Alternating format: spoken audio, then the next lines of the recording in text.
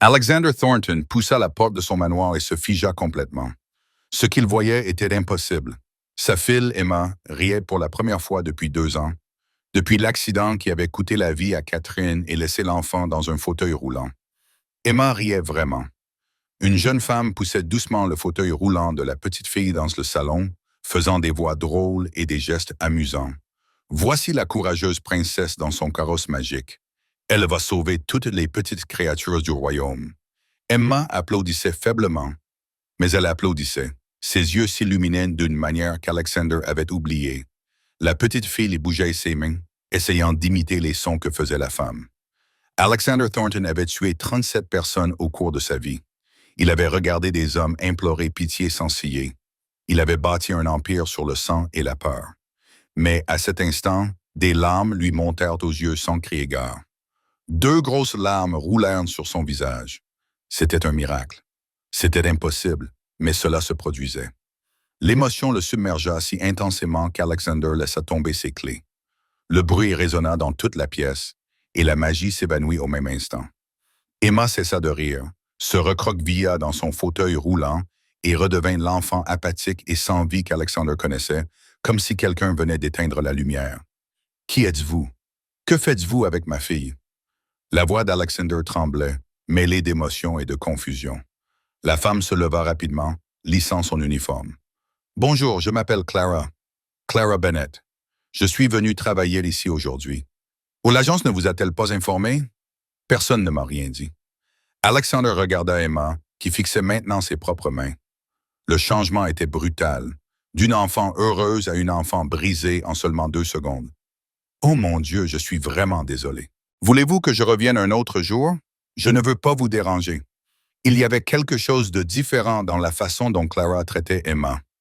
Elle ne regardait pas l'enfant avec pitié. Elle ne la traitait pas comme une pauvre petite chose. Elle la traitait comme une enfant normale. « Vous pouvez rester. Faites juste attention à elle. Ma fille est très fragile. » Clara a regardé Emma, puis Alexander. Son regard disait qu'elle n'était pas d'accord. Pour elle, l'enfant ne semblait pas fragile. Elle semblait juste très seule. « Oui, je ferai attention. » Mais Alexander voyait bien qu'elle n'allait pas arrêter de jouer avec Emma. Et pour la première fois depuis très longtemps, il n'était pas sûr de vouloir qu'elle arrête. Si cette histoire vous a touché, cliquez sur « J'aime » et partagez-la avec quelqu'un qui a besoin de l'entendre. Abonnez-vous et activez les notifications pour ne rien manquer, car ce n'est que le début et les secrets les plus sombres restent à révéler. Clara venait de sortir du salon lorsqu'une ombre lui barra le chemin. Elle leva les yeux et vit un homme grand debout devant elle. Il semblait avoir environ 40 ans, son visage était froid comme la pierre. Ses yeux perçants la balayaient de la tête aux pieds, comme s'il évaluait une menace potentielle. « Où allez-vous? » Sa voix n'était pas une question, mais un ordre. Un frisson parcourut le dos de Clara. « Je suis Clara Bennett, la nouvelle aide-soignante. J'étais sur le point de partir. » L'homme ne bougea pas. « Je suis Blake Donovan, chef de la sécurité de la famille Thornton. Personne n'entre ou ne sort de cette maison sans passer par moi. » Il sortit un iPad et commença à taper. Numéro de sécurité sociale. Clara sentit son cœur battre plus fort. Elle récita une série de chiffres, la séquence qu'elle avait mémorisée depuis 2 ans, une séquence qui n'était pas la sienne. Date de naissance, 12 mars 1998. Adresse actuelle, appartement 42B, Riverside Building, 7th Street, Brooklyn. Blake saisit chaque détail, les yeux rivés sur l'écran. Clara essaya de garder un visage impassible, mais à l'intérieur, elle tremblait. Cette identité lui avait coûté 10 000 $. Toutes les économies qu'elle avait réussi à rassembler après avoir fui Derek. Le faussaire avait juré qu'elle était parfaite, impossible à détecter. Mais c'était la maison du plus puissant parrain de la mafia de New York. Si quelqu'un pouvait découvrir la vérité, ce serait quelqu'un comme Blake Donovan. Où travailliez-vous avant? J'ai gardé les enfants d'une famille à Boston pendant 3 ans.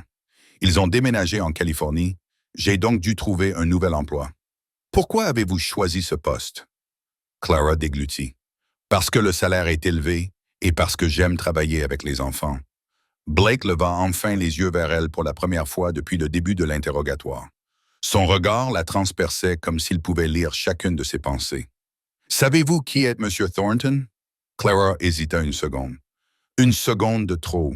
Je sais que c'est un homme d'affaires prospère. Blake ricana sans humour. Un homme d'affaires? Oui, appelons-le ainsi. Il s'écarta enfin, lui laissant le passage. Je vérifierai toutes les informations que vous venez de me donner. Si quelque chose ne correspond pas, même le plus petit détail, vous ne remettrez plus jamais les pieds dans cette maison. Et croyez-moi, ce serait la meilleure issue possible pour vous. Clara acquiesça, essayant de ne pas laisser sa voix trembler. Je comprends, dit-elle en passant rapidement devant Blake, descendant le long couloir jusqu'à l'imposante porte en fer. Ce n'est qu'une fois arrivée dans la rue qu'elle osa respirer. Ses jambes tremblaient tellement qu'elle pouvait à peine continuer à avancer. Elle s'appuya contre le mur le plus proche, luttant pour stabiliser sa respiration chaotique. Si Blake découvrait la vérité, elle ne perdrait pas seulement son emploi. Derrick est policier. Il a des relations partout. Si sa véritable identité était révélée, Derrick la retrouverait, et cette fois, il ne la laisserait pas s'échapper. Clara ferma les yeux. L'image d'Emma lui vint à l'esprit. La façon dont ses yeux s'illuminaient quand elle souriait, ses applaudissements faibles mais pleins d'espoir. Cette fille était comme elle l'avait été autrefois, une enfant prisonnière de la douleur. Personne ne comprenait. Clara ouvrit les yeux et regarda le manoir derrière elle. Elle ne savait pas ce qui l'attendait, mais elle savait une chose. Elle reviendrait quoi qu'il arrive. Clara poussa la porte de l'appartement et entra dans l'obscurité. Elle n'alluma pas la lumière, elle n'en avait pas besoin. Elle était habituée à l'obscurité depuis longtemps. L'appartement ne comptait qu'une seule pièce, au 5e étage d'un vieil immeuble situé dans le quartier le plus difficile de Brooklyn. La peinture s'écaillait, les tuyaux étaient rouillés et chaque nuit, elle entendait des rats courir dans les murs. Mais c'était le seul endroit où Clara pouvait louer sous un faux nom sans qu'on lui pose trop de questions. Elle s'assit sur le lit étroit, le seul lit de la pièce, et sortit son téléphone. L'écran s'alluma, affichant l'image d'un jeune homme souriant. Ethan, son petit frère, la seule personne qu'elle aimait encore au monde. Clara composa le numéro et attendit. Une sonnerie, 2 sonneries, 3 sonneries. Allô. La voix faible d'Ethan se fit entendre et le cœur de Clara se serra. C'est toi? C'est moi. Comment vas-tu aujourd'hui? Tan rit doucement, mais le son se transforma en une toux sèche. Je vais toujours bien. Le médecin dit que je réagis bien au traitement. Clara ferma les yeux. Elle savait que son frère mentait. Elle avait parlé au Dr. Wells la semaine dernière. Ethan avait besoin d'une greffe de moelle osseuse dans les 6 prochains mois, sinon ses chances de survie tomberaient en dessous de 20%. Le coût de l'opération s'élevait à 300 000 $. 300 000 $. Un chiffre inimaginable. J'ai trouvé un nouvel emploi, dit Clara en s'efforçant de paraître joyeuse. Le salaire est très élevé, 10 000 $ par mois. Ethan resta silencieux pendant un moment. Quel genre d'emploi paie autant? Je m'occupe de la fille d'un homme d'affaires. Elle est handicapée et a besoin de soins particuliers. Il peine bien parce que le travail est difficile. Clara n'a pas dit à Ethan que l'homme d'affaires était en fait le chef mafieux le plus notoire de la côte Est. Elle ne lui a pas dit qu'elle risquait sa vie tous les jours. Tan avait déjà trop de soucis. Fais attention, dit Ethan avec inquiétude. Je fais toujours attention. Ils échangèrent encore quelques mots, puis raccrochèrent. Clara posa le téléphone et fixa le plafond. Des fissures s'y étendaient comme une toile d'araignée, à l'image de sa vie. Elle se souvint de la nuit de l'incendie lorsqu'elle avait 5 ans. Les flammes avaient pris naissance dans la cuisine et avaient envahi la maison en quelques minutes. Ses parents étaient morts dans leur sommeil, intoxiqués par la fumée. Clara et Ethan avaient survécu uniquement parce que leur chambre se trouvait au rez-de-chaussée, juste à côté d'une fenêtre. Elle avait porté son frère de 2 ans et avait sauté, tombant sur l'herbe, le bras cassé, sans le lâcher. Après cela, elle avait été placée en orphelinat, puis dans des familles d'accueil. La première famille l'avait renvoyée au bout de 3 mois parce qu'elle faisait des cauchemars et criait la nuit. La deuxième famille l'a gardée pendant 2 ans, mais le père buvait beaucoup et la battait chaque fois qu'il était ivre. La troisième famille était pire. La mère la faisait faire le ménage du matin au soir, ne la laissait pas aller à l'école et l'enfermait dans la cave chaque fois qu'elle faisait une erreur. Clara a grandi dans la peur et de la solitude. Elle a appris à se taire et endurer, à devenir invisible. Puis elle a rencontré Derrick Lawson. C'était un jeune policier beau et raffiné. Il lui disait des mots doux, lui promettait de la protéger, lui promettait de lui offrir une vraie famille. Clara avait 22 ans. Elle était naïve et désespérée d'amour. Elle l'a cru. Elle l'a épousé. Et l'enfer a commencé. La première fois qu'il l'a battue, c'était 3 mois après le mariage. Derek est rentré ivre et l'a frappé parce que le dîner était froid. Il s'est excusé, a pleuré, a juré qu'il ne le referait plus jamais. Clara lui a pardonné. Mais les coups n'ont pas cessé. Ils sont devenus plus violents, plus fréquents, plus brutaux. Clara ne pouvait pas aller voir la police, car son mari était policier. Elle n'avait nulle part où aller, personne vers qui se tourner. Puis elle a découvert qu'elle était enceinte. À ce moment-là, Clara a vu une lueur d'espoir. Un enfant. Une petite vie qui l'aimerait inconditionnellement. Elle protégerait son enfant. Elle lui donnerait la vie qu'elle n'avait jamais eue. Elle garda le secret pendant 7 mois, cachant son ventre qui s'arrondissait sous des vêtements amples. Mais Derek le découvrit. Il était furieux qu'elle ait osé le lui cacher. Il cria, l'attrapa par les cheveux et la traîna jusqu'en haut des escaliers. Clara le supplia. Elle s'agenouilla, se tint le ventre et le pria d'épargner le bébé. Mais Derek la poussa. Elle tomba dans les escaliers, marche après marche, la douleur déchirant son corps. Lorsqu'elle se réveilla à l'hôpital, le médecin lui annonça que le bébé était mort. Une fille. Clara ne pleura pas. Elle n'avait plus de larmes à verser.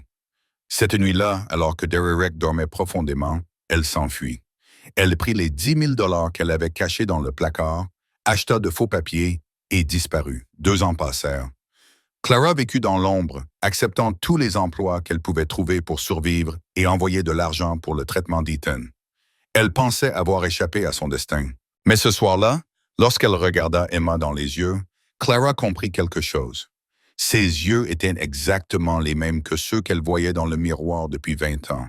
Les yeux de quelqu'un qui portait un secret trop lourd à supporter. Les yeux de quelqu'un qui était mort à l'intérieur depuis longtemps. Au même moment, dans le manoir Thornton, Alexander était assis seul dans son bureau. La pièce était vaste, avec des murs lambrissés de chêne, un lustre en cristal et un bureau en acajou valant des centaines de milliers de dollars. Mais Alexander ne voyait rien de tout ce luxe. Il ne voyait que la photo qu'il tenait dans sa main. Catherine, sa femme, la mère d'Emma, la seule femme qu'il avait jamais regardée comme un être humain plutôt que comme un monstre. Sur la photo, Catherine souriait. Son sourire était éclatant comme le soleil, ses yeux bleus brillaient de bonheur. À côté d'elle se trouvait Emma, âgée de 5 ans, accrochée fermement au cou de sa mère. Toutes deux riaient à la caméra. Alexander se souvenait de ce jour-là. C'était l'anniversaire d'Emma. À peine 2 semaines avant l'accident, il ferma les yeux et les souvenirs affluèrent comme un torrent.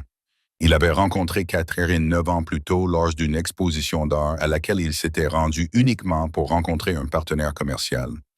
Elle se tenait devant un tableau, ses cheveux blonds tombant sur ses épaules, ses yeux bleus étudiant chaque coup de pinceau. Alexander avait tué son premier homme à l'âge de 16 ans. Il avait regardé son père torturer ses ennemis sans ciller. Il pensait avoir perdu la capacité de ressentir quoi que ce soit. Mais dès qu'il avait vu Catherine, son cœur s'était mis à battre à toute vitesse.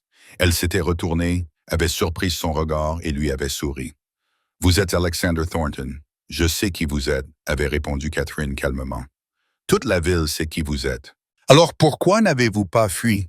Parce que j'ai regardé dans vos yeux et j'ai vu ce que les autres ne voient pas. » Alexander fronça les sourcils. « Qu'avez-vous vu? De la solitude. » Ils se marièrent 6 mois plus tard. La famille de Catherine s'y opposa farouchement. Ils savaient qui il était. Ils savaient que son empire était bâti sur le sang et le crime. Mais Catherine s'en moquait. Elle l'aimait. Elle aimait l'homme réel derrière le masque froid, et il jura de la protéger à tout prix. Emma naquit 1 an plus tard, une petite fille avec les cheveux blonds de sa mère et les yeux gris de son père. Alexander regarda sa fille pour la première fois et pleura. Pour la première fois de sa vie, il pleura. Il jura qu'il lui offrirait une vie différente. Elle ne vivrait pas dans l'ombre comme lui. Elle serait aimée, protégée et heureuse. Mais le destin fut cruel. 2 ans plus tôt, par un après-midi pluvieux, Catherine ramenait Emma de l'école en voiture. Alexander était en réunion avec des chefs mafieux lorsque son téléphone sonna. « Il y a eu un accident, monsieur. Madame Thornton et mademoiselle Emma. » Le monde d'Alexander s'est effondré en 1 seconde. Quand il est arrivé à l'hôpital, Catherine et Thornton. Emma avait survécu, mais sa colonne vertébrale était endommagée et ses jambes ne bougeaient plus. Pire encore, l'enfant n'avait pas dit un mot depuis lors. Pas un mot. 2 ans de silence. Alexander avait engagé 12 soignants, 12 psychologues, 12 des meilleurs spécialistes au monde. Personne ne pouvait rien faire. Emma était comme une poupée cassée assise dans un fauteuil roulant, le regard perdu dans le vide, sans sourire, sans pleurer, sans réagir, jusqu'à aujourd'hui. Alexander ouvrit les yeux et regarda à nouveau la photo. Aujourd'hui, sa fille avait souri. Après une éternité de ténèbres, Emma avait enfin laissé la lumière revenir grâce à ce seul et précieux sourire. Et celle qui avait rendu cela possible était une jeune femme qu'il n'avait jamais rencontrée, Clara Bennett. On frappa à la porte. Alexander posa la photo. « Entrez », dit Blake en entrant, le visage plus sérieux que d'habitude. « J'ai un rapport sur Clara Bennett. » « Continuez. » Blake posa un dossier sur le bureau. Son passé est problématique. Le numéro de sécurité sociale correspond au nom de Clara Bennett, mais le dossier n'existe que depuis 2 ans. Avant cela, il n'y a rien. Pas de dossier scolaire, pas de dossier médical, rien du tout. Alexander regarda le dossier. Elle utilise une fausse identité. On trouvera certainement sa véritable identité. Blake acquiesça mais hésita. Y a-t-il autre chose? Encore une chose. Blake ouvrit le dossier et en sortit une photo. J'ai trouvé un dossier sur une certaine Clara Lawson, 27 ans, portée disparue il y a 2 ans à Boston. Son mari est Derek Lawson, un détective récemment muté de Boston au département de police de New York qui utilise son nouveau poste pour abuser de toutes les ressources à sa disposition afin de la retrouver. Alexander regarda la photo. C'était Clara. Il n'y avait aucun doute. Elle fuit son mari, dit Blake, et son mari est policier.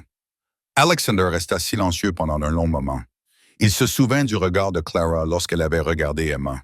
Il n'y avait aucune pitié dans ses yeux, seulement de la compréhension, comme si elle savait exactement quelle douleur Emma portait en elle. « Continue à la surveiller », dit finalement Alexander. « Mais ne fais rien. »« Pas encore », dit Blake en fronçant les sourcils. « Tu es sûr ?» Elle a fait sourire Emma. Blake. Pour la première fois en 2 ans, Alexander regarda par la fenêtre où l'obscurité avait envahi le jardin. « Je veux savoir qui elle est, mais je veux aussi savoir ce qu'elle peut faire pour ma fille. » Blake acquiesça et partit. Alexander se retourna vers la photo de Catherine. Il ne savait pas qui était vraiment Clara Bennett. Il ne savait pas ce qu'elle fuyait. Mais il savait une chose. Il protégerait toute personne qui faisait sourire sa fille, peu importe qui elle était. Le lendemain matin, Clara retourna au manoir Thornton à 7 heures. Elle n'avait pas dormi la nuit précédente, en partie parce qu'elle s'inquiétait pour la vérification de ses antécédents, et en partie parce qu'elle ne pouvait s'empêcher de penser à Emma. Les yeux de la fillette l'avaient hantée toute la nuit. Blake lui ouvrit le portail sans un mot. Son regard était toujours aussi perçant et méfiant, mais il ne l'arrêta pas. Cela signifiait qu'Alexander l'autorisait toujours à rester ici, du moins pour l'instant. Clara entra dans la maison et trouva Emma dans le salon. La jeune fille était assise dans son fauteuil roulant, le regard fixé sur la fenêtre, le visage vide comme une statue. La vieille gouvernante se tenait à côté d'elle et lui donnait son petit déjeuner. Mais Emma ne montrait aucune réaction. Elle restait simplement assise là, laissant la nourriture être placée dans sa bouche de manière mécanique, sans mâcher ni avaler, jusqu'à ce que la gouvernante doive le lui rappeler. Clara ressentit une vive douleur dans la poitrine.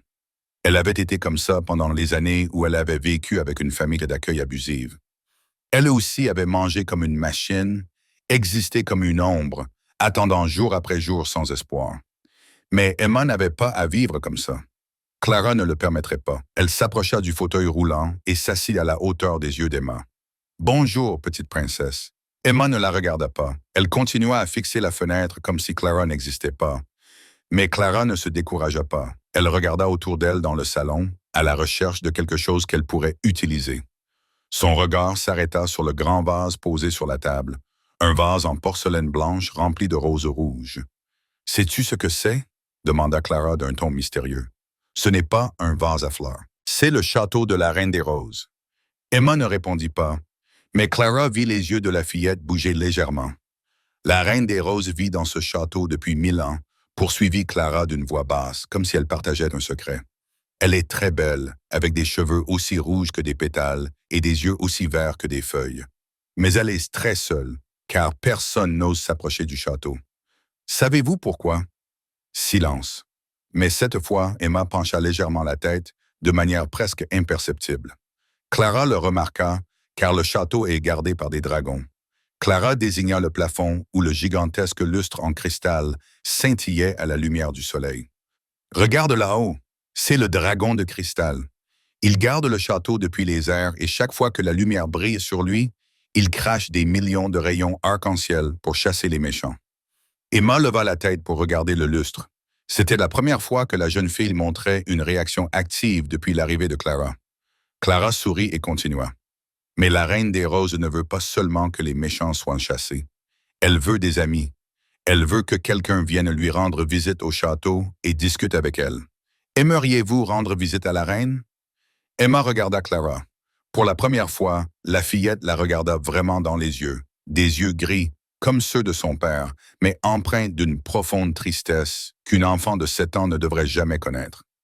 Clara rapprocha le fauteuil roulant d'Emma du vase. Elle se pencha et fit semblant d'écouter. La reine dit quelque chose, murmura Clara. Elle dit qu'elle est très heureuse que quelqu'un soit venu lui rendre visite. Elle demande quel est votre nom. Silence. Emma regarda le verre, puis Clara, puis à nouveau le vase. Et alors, un miracle se produisit. Emma leva la main et pointa le vase du doigt. Clara retint son souffle. « Vous voulez toucher le château, n'est-ce pas? » Emma ne dit rien, mais elle acquiesça très légèrement, presque imperceptiblement. Mais c'était bien un signe de tête. Dans le bureau, au 2e étage, Alexander regardait l'écran de la caméra de sécurité. Il était assis là depuis que Clara était entrée dans la maison. Il l'avait vu s'asseoir à côté d'Emma. Il l'avait vu raconter l'histoire de la Reine des Roses et du dragon de cristal. Il l'avait vu transformer son manoir froid en un monde féerique. Et il avait vu Emma acquiescer. Alexander leva la main pour se couvrir le visage. 2 ans. 2 ans qu'il essayait d'atteindre sa fille. 2 ans qu'il avait engagé un spécialiste après l'autre. 2 ans qu'il avait regardé Emma rester assise comme une statue, insensible à tout. Et maintenant, une jeune femme avec une fausse identité et un passé mystérieux avait fait ce que personne d'autre n'avait pu faire. Elle avait fait réagir Emma. « Clara Bennett », murmura Alexander en regardant l'image de la jeune fille souriant à sa fille sur l'écran. « Qui es-tu vraiment? » À midi, Clara se rendit compte qu'il y avait un problème. Emma refusait de manger. La gouvernante apporta un plateau de nourriture nutritive, mais la jeune fille se contenta de le fixer d'un regard vide. Aucune réaction. Elle n'ouvrait pas la bouche, n'avalait pas la moindre bouchée. « Elle ne mange presque rien, » dit la gouvernante avec inquiétude. « Cela dure depuis des mois. Nous devons la forcer à manger, mais elle n'avale que le strict minimum pour ne pas mourir de faim. » M. Thornton l'a fait examiner par des médecins à plusieurs reprises, mais ils disent qu'elle est en bonne santé physique. Elle ne veut tout simplement pas manger. Clara regarda le plateau. Du bœuf mijoté, des légumes, du riz blanc. Tout était parfaitement cuit, sûrement délicieux. Mais c'était fade et sans vie, tout comme la vie d'Emma depuis 2 ans. « Puis-je aller dans la cuisine? » demanda Clara. « J'aimerais préparer quelque chose pour Emma. » La gouvernante hésita, puis acquiesça. Elle suivit Clara dans la grande cuisine du manoir. Clara ouvrit le réfrigérateur et chercha des ingrédients. Du pain, du beurre de cacahuètes, de la confiture de fraises, des tomates cerises, de la laitue, où elle se mit au travail. 20 minutes plus tard, Clara revint dans le salon avec une assiette. Emma était toujours assise là, le regard fixé sur la fenêtre. Mais lorsque Clara posa l'assiette sur la table devant elle, les yeux d'Emma s'écarquillèrent légèrement. Sur l'assiette se trouvaient 3 sandwichs en forme de papillon. Les ailes étaient faites de pain tartiné de beurre de cacahuètes et de confiture de fraises, décorées de tranches de tomates cerises en guise d'antenne et de laitue en guise d'aile. Chaque papillon avait un visage souriant dessiné avec de la confiture. « Regarde, Emma, » dit Clara avec enthousiasme. « Les papillons du jardin de la Reine des Roses sont venus rendre visite à la princesse. Ils disent qu'ils apportent de la magie. Celui qui les mangera pourra voler haut dans le ciel et voir le monde entier. » Emma regarda l'assiette, puis Clara, puis à nouveau l'assiette. Elle ne sourit pas, mais quelque chose changea dans ses yeux. Une petite lumière fragile, comme une bougie dans une tempête. « Ce papillon s'appelle Rosie, » dit Clara en montrant le premier sandwich. « Celui-ci s'appelle Sunny, et le dernier, c'est Twinkle. Ils veulent vraiment être amis avec la princesse Emma, mais ils sont très timides. Ils disent que si la princesse ne les mange pas, Ils seront très tristes et s'envoleront. Emma regarda Clara pendant un long moment. Puis, lentement, elle tendit la main. Ses petits doigts tremblaient lorsqu'ils saisirent le premier sandwich papillon. Clara retint son souffle. Emma porta le sandwich à sa bouche. Elle prit une petite bouchée. Puis elle mâcha. Puis elle avala. Et elle prit une deuxième bouchée. Clara sentit ses yeux se remplir de larmes. Elle se détourna, ne voulant pas qu'Emma la voie pleurer. Mais à ce moment-là, elle aperçut quelqu'un debout dans l'embrasure de la porte. Alexander. Il était là. Elle ne savait pas depuis combien de temps il était là. L'homme le plus froid de New York semblait maintenant profondément ému. Ses yeux gris brillaient comme s'il retenait quelque chose. Leurs regards se croisèrent. Clara vit les lèvres d'Alexander bouger comme s'il voulait dire quelque chose, mais aucun son ne sortit. Au lieu de cela, il se contenta de la regarder. Il la regardait comme si elle était un miracle, comme si elle venait d'accomplir ce que personne d'autre au monde ne pouvait faire. Clara baissa la tête, les joues en feu. Elle n'était pas habituée à la façon dont Alexander la regardait.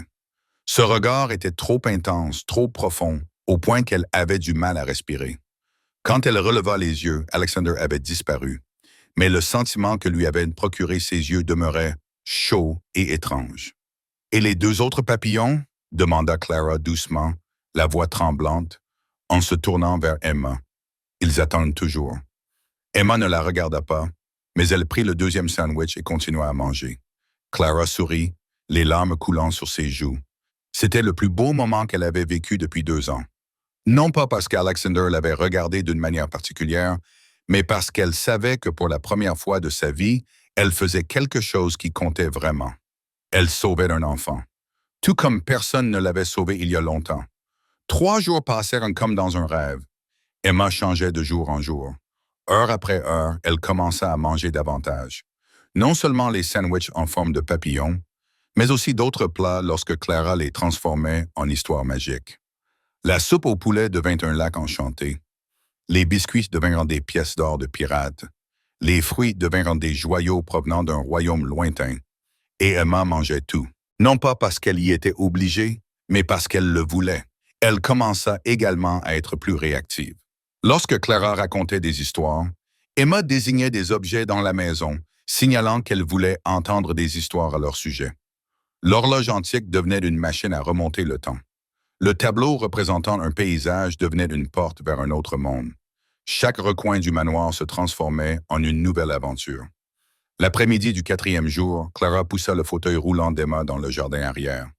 C'était un vaste jardin avec des rosiers, une fontaine et des allées sinueuses en pierre. Le doux soleil de l'après-midi projetait des rayons dorés sur l'herbe verte. « Regarde, Emma », dit Clara en montrant un oiseau perché sur une branche. « C'est un messager du royaume de la Reine des Roses. Il est venu voir si la princesse allait bien. » Emma suivit le regard de Clara, les yeux brillants. Mais à ce moment-là, une voiture noire garée de l'autre côté de la route attira l'attention de Clara. Elle était là depuis le matin et Clara avait l'étrange impression que quelqu'un les observait. Une main de femme apparut à la fenêtre, tenant un téléphone braqué vers le jardin. Un flash lumineux. Quelqu'un venait de prendre une photo. Clara sentit un frisson lui parcourir l'échine, mais elle s'efforça de ne pas montrer son inquiétude. C'était peut-être juste une coïncidence. Peut-être que quelqu'un prenait simplement une photo du paysage. Mais son instinct lui disait le contraire. Une rafale de vent passa, emportant le bruissement des feuilles, et à ce moment-là, Emma se mit soudain à trembler. Elle saisit fermement la main de Clara, ses petits doigts serrant si fort que ses ongles s'enfonçaient dans la peau. Clara baissa les yeux, surprise. Emma fixait la voiture noire, le visage pâle, les yeux écarquillés de terreur. Ce n'était pas la peur vague d'un enfant, c'était une peur spécifique. La peur de quelqu'un qui avait été confronté à quelque chose de vraiment terrible. « Emma, qu'est-ce qui ne va pas ?» dit Clara en s'agenouillant et en tenant les petites épaules tremblantes. « De quoi as-tu peur ?» Emma ne répondit pas. Elle secoua seulement la tête violemment, les yeux toujours fixés sur la voiture noire. Puis la voiture démarra et s'éloigna, disparaissant au coin de la rue. Emma se détendit légèrement, mais ses mains ne quittèrent pas qu'elle de Clara. Clara la serra contre elle, sentant son petit cœur battre si fort qu'il semblait prêt à exploser. Et à ce moment-là, Clara comprit quelque chose qu'elle soupçonnait depuis longtemps. Emma n'était pas silencieuse parce qu'elle était triste. Emma était silencieuse parce qu'elle avait peur. Elle avait peur de quelque chose de très précis, de quelqu'un de très précis. Et cela était lié à l'accident survenu 2 ans plus tôt. Le 5e jour arriva avec un ciel bleu clair et un soleil doré et éclatant. Clara décida de ne pas laisser ce qui s'était passé la veille affecter Emma. La jeune fille avait fait trop de progrès et elle ne laisserait pas la peur la replonger dans sa coquille silencieuse. Aujourd'hui, nous allons jouer aux explorateurs, annonça Clara, en poussant le fauteuil roulant d'Emma dans le grand salon. La princesse Emma et la chevalière Clara partiront à la recherche du trésor perdu du royaume. La légende dit que le trésor est caché quelque part dans ce château et que seuls les plus courageux peuvent le trouver. Emma regarda Clara, les yeux brillants de curiosité. C'était le regard que Clara aimait le plus, celui d'une enfant qui vivait enfin comme une enfant. Clara poussa le fauteuil roulant à travers la maison, s'arrêtant dans chaque pièce pour raconter une histoire. La salle à manger devint la grotte du dragon de feu. La salle de lecture devint une ancienne bibliothèque remplie de livres magiques. Le long couloir devint un chemin à travers une forêt mystérieuse peuplée de créatures étranges. Emma réagissait à chaque histoire. Elle applaudissait lorsque Clara faisait semblant de vaincre le dragon de feu. Elle montrait du doigt les livres sur les étagères lorsqu'elle entendait parler de la bibliothèque magique. Elle penchait la tête et écoutait attentivement lorsque Clara décrivait les créatures de la forêt. Enfin, elles s'arrêtèrent devant un vieux meuble en bois dans un coin du salon. Clara l'ouvrit avec un geste théâtral. « Nous l'avons trouvé, princesse Emma, le trésor du royaume. » À l'intérieur se trouvait une petite boîte que Clara avait préparée à l'avance. Elle l'ouvrit. À l'intérieur se trouvait une couronne en papier d'aluminium, décorée de pierres précieuses en plastique scintillantes. Clara prit la couronne et la posa délicatement sur la tête d'Emma. « Maintenant, la princesse Emma a une vraie couronne, » dit Clara solennellement. La princesse la plus courageuse du royaume, celle qui n'avait pas peur de traverser les forêts et les grottes. Emma toucha la couronne sur sa tête, ses petits doigts suivant chaque pli de l'aluminium. Puis elle regarda Clara. Ses yeux gris étaient clairs, remplis d'émotions qu'elle ne pouvait pas encore exprimer avec des mots. Les lèvres d'Emma tremblaient. Clara retint son souffle, le cœur battant à tout rompre. Elle savait que quelque chose était en train de se passer, quelque chose d'important. Et puis, de la petite bouche qui était restée silencieuse pendant 2 ans, un son sortit. « Ma. Ma. » La voix d'Emma était rauque à force de ne pas être utilisée, faible comme un murmure du vent. Mais c'était un mot, un vrai mot, qu'elle regardait Clara quand elle l'a dit. Les larmes montèrent aux yeux de Clara. Elle ne savait pas comment réagir. Emma venait de l'appeler maman. Pas sa vraie mère, pas Catherine qui était décédée, mais sa Clara. Elle ne fit pas d'histoire. Elle savait que toute réaction forte pourrait effrayer Emma et la faire se replier sur elle-même. Au lieu de cela, elle se contenta de sourire gentiment et chaleureusement. « C'est vrai, ma princesse, » murmura Clara. « Aime comme magie. Tu es la magie. » Emma la regarda et, pour la première fois, un petit sourire apparut sur les lèvres de la fillette. Ce n'était pas le sourire radieux du premier jour où Clara était arrivée, juste un sourire doux et fugace, mais il était réel. Dans l'escalier, Alexander était figé. Il était sur le point de descendre chercher des documents, mais lorsqu'il entendit la voix d'Emma, il s'arrêta. Il resta là, caché derrière le mur, témoin de tout ce que sa fille avait dit. Le mur invisible du silence s'était enfin effondré, permettant à la voix d'Emma de sortir de son long emprisonnement. Et le premier mot qu'elle prononça fut « maman ».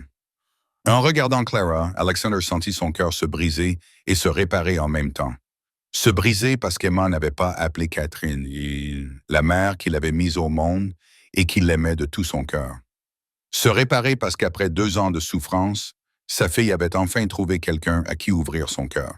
Il retourna discrètement dans son bureau, sans laisser personne savoir qu'il avait été là. Cette nuit-là, après qu'Emma se fût endormie, Alexander appela Clara dans son bureau. Clara entra, anxieuse, ne sachant pas ce qu'elle avait fait de mal. La pièce était sombre, éclairée uniquement par la lampe de bureau qui illuminait le visage d'Alexander, soulignant ses traits anguleux et ses yeux gris foncés. « Savez-vous ce qu'Emma a dit aujourd'hui ?» demanda Alexander d'une voix basse et rauque. Clara baissa la tête. « Je suis désolé. Je ne voulais pas prendre la place de Madame Thornton. Elle… » Alexander leva la main pour l'arrêter. Ne t'excuse pas, dit-il. Je ne t'ai pas appelé ici pour te blâmer. Je t'ai appelé pour te remercier. Clara leva les yeux, surprise. 2 ans, continua Alexander, la voix légèrement tremblante. Pendant 2 ans, je n'ai pas entendu la voix de ma fille. Je pensais que je ne l'entendrais plus jamais. Mais tu as fait ce que personne d'autre n'aurait pu faire. Il regarda Clara droit dans les yeux, et à ce moment-là, elle vit d'un Alexander différent. Ce n'était plus le chef mafieux froid et impitoyable, mais un père portant un chagrin insupportable qui avait enfin trouvé une lueur d'espoir.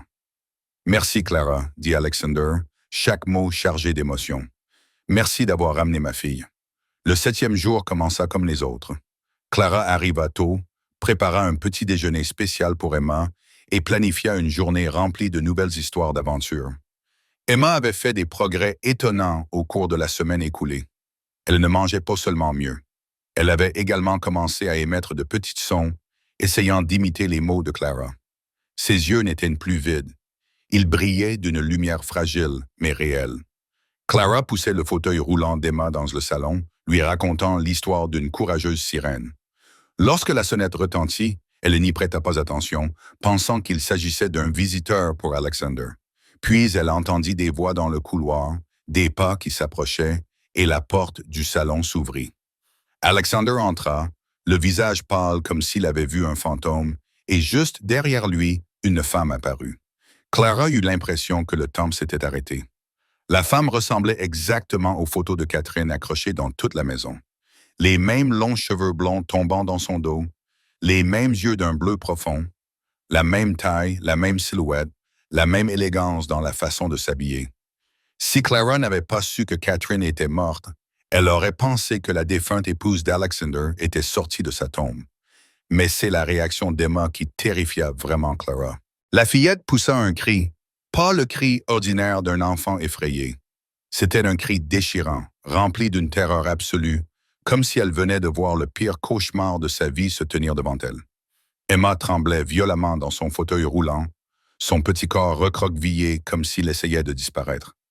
Elle tendit les bras vers Clara et s'accrocha à elle avec une force inattendue, ses petites doigts s'enfonçant si fort dans les bras de Clara qu'ils laissèrent des marques rouges.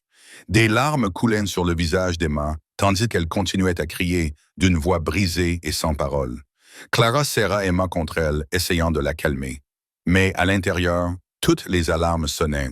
Ce n'était pas la réaction d'une enfant en voyant quelqu'un qui ressemblait à sa mère. C'était la réaction d'une enfant face à quelqu'un qu'elle craignait plus que tout. « Bonjour, ma chérie », dit la femme d'une voix douce, mais qui cachait quelque chose de froid. « C'est tante Vanessa, je suis revenue. » Emma trembla encore plus, s'accrochant à Clara comme si elle était sa seule bouée de sauvetage dans une mer déchaînée. Elle secoua violemment la tête, enfouissant son visage dans la poitrine de Clara, refusant de regarder Vanessa. Alexander se tenait là, le visage déchiré par le conflit. Il regarda Emma avec panique, puis Vanessa, puis Clara. « Voici Vanessa Carlton, » dit Alexander d'une voix rauque, la sœur jumelle de Catherine. Clara regarda Vanessa et comprit. Ce n'était pas un fantôme, juste une jumelle. Mais pourquoi Emma était-elle si terrifiée? Vanessa s'approcha et Emma hurla à nouveau, plus faiblement, mais toujours remplie d'horreur. Clara recula instinctivement, poussant le fauteuil roulant d'Emma plus loin. « Je sais que c'est un choc, » dit Vanessa, le visage plein de compassion, mais le regard glacial. « J'ai disparu trop longtemps. Après la mort de Catherine, je ne supportais plus la douleur, alors je me suis enfui. Mais maintenant, je suis prête à revenir. Je veux être avec ma famille, avec Emma, avec toi, Alexander. » Elle insista sur son nom d'une manière qui mit Clara mal à l'aise. Alexander resta silencieux pendant un long moment. Il regarda Emma, qui tremblait encore dans les bras de Clara, ses yeux remplis de larmes et son visage terrifié. Puis il regarda Vanessa, et Clara vit quelque chose changer dans ses yeux. Du désir, de la douleur, et peut-être un fragile espoir de voir une partie de Catherine encore vivante. « Tu peux rester, » dit finalement Alexander. Clara eut envie de protester. Elle voulait lui dire qu'Emma avait peur de Vanessa, que quelque chose n'allait pas, qu'il devait écouter sa fille, mais elle n'était que la nourrice. Elle n'avait pas le droit de s'immiscer dans les décisions familiales. Vanessa sourit, un sourire radieux identique à celui de Catherine sur les photos, Mais Clara la regarda dans les yeux et vit ce qu'Alexander ne voyait pas. Il n'y avait là aucun amour, aucune chaleur d'une tante qui aime sa nièce, seulement un calcul froid. Et lorsque Vanessa jeta un coup d'œil à Clara, un frisson lui parcourut l'échine. Ce regard était une menace, un avertissement, comme si Vanessa lui disait de rester à l'écart. Cette nuit-là, Clara était allongée sur son lit dans son appartement minable, incapable de dormir. Elle repensa à la réaction d'Emma, au regard de Vanessa, à la voiture noire garée devant le manoir 2 jours plus tôt, et une pensée terrifiante lui traversa l'esprit. Emma n'avait pas peur de quelqu'un qui ressemblait à sa mère. Emma avait peur de Vanessa elle-même. Cela ne pouvait signifier qu'une chose. Vanessa avait fait quelque chose qui avait terrifié Emma. Quelque chose en rapport avec l'accident. Quelque chose de si terrible que cela avait réduit l'enfant au silence pendant 2 ans. Dans les jours qui suivirent, Vanessa s'empara de la maison comme si elle y avait toujours vécu. Elle exigea la plus grande chambre d'amis, juste à côté de la chambre d'Emma. Elle changea le menu de la cuisine, affirmant qu'Emma devait suivre un régime alimentaire qu'elle jugeait meilleur. Elle donnait des ordres au personnel, comme si elle était la maîtresse de maison, et commença à s'immiscer dans le travail de Clara.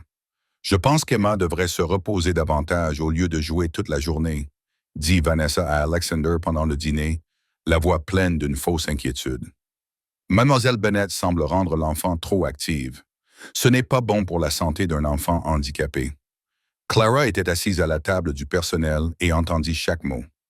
Elle voulait se lever et dire que c'était précisément ces activités qui avaient aidé Emma à s'améliorer. Qu'Emma avait besoin de vivre comme une enfant normale et non d'être enfermée dans une chambre comme une patiente. Mais elle n'en avait pas le droit. Elle n'était qu'une employée. Alexander regarda Vanessa, puis Clara, le visage plein de conflit. Il ne dit rien, mais Clara voyait bien qu'il n'était pas tout à fait d'accord avec Vanessa. Pourtant, il ne s'y opposait pas non plus, et c'est ce qui inquiétait le plus Clara. Chaque jour, Vanessa essayait d'approcher Emma. Elle apportait des jouets, des bonbons, essayait de parler à la fillette d'une voix douce. Mais chaque fois que Vanessa s'approchait, Emma paniquait. Elle tremblait, pleurait sans bruit, s'accrochait fermement à Clara ou à toute personne se trouvant à proximité. Tant que ce n'était pas Vanessa.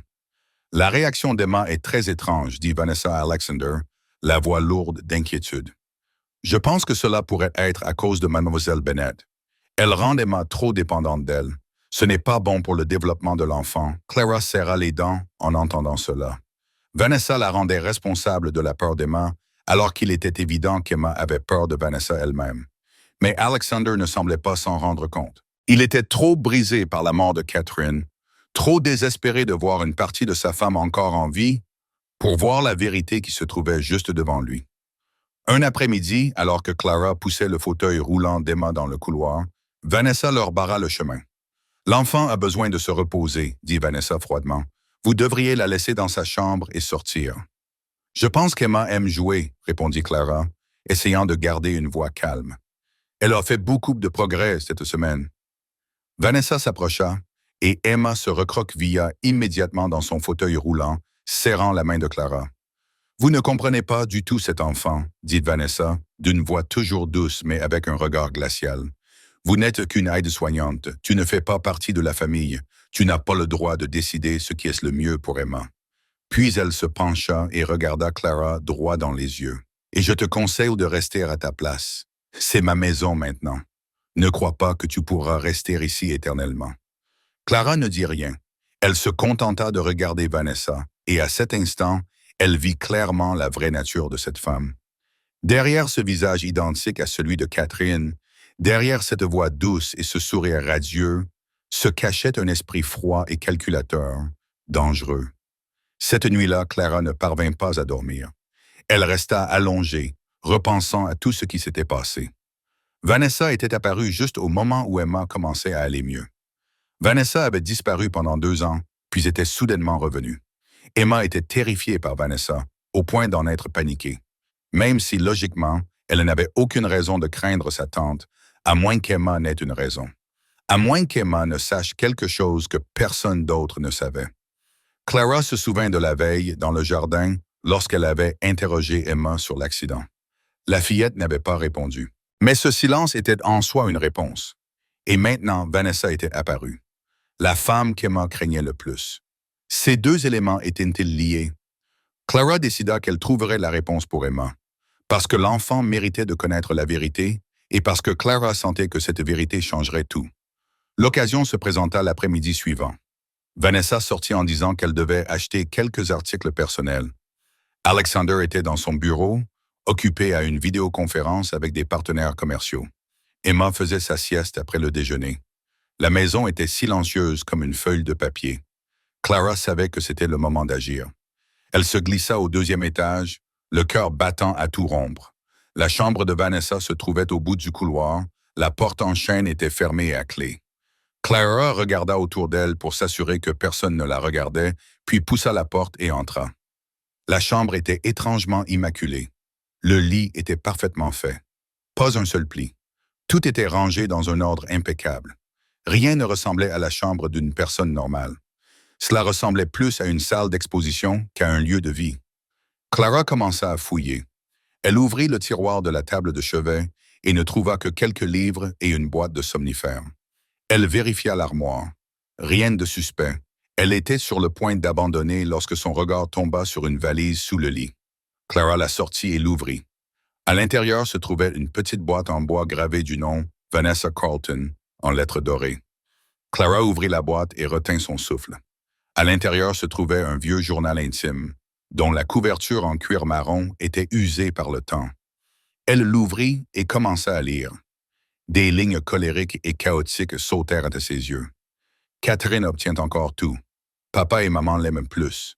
Tout le monde l'aime plus. Pourquoi? Pourquoi suis-je toujours celle qui reste dans l'ombre? Clara tourna la page. Les entrées suivantes étaient encore plus effrayantes.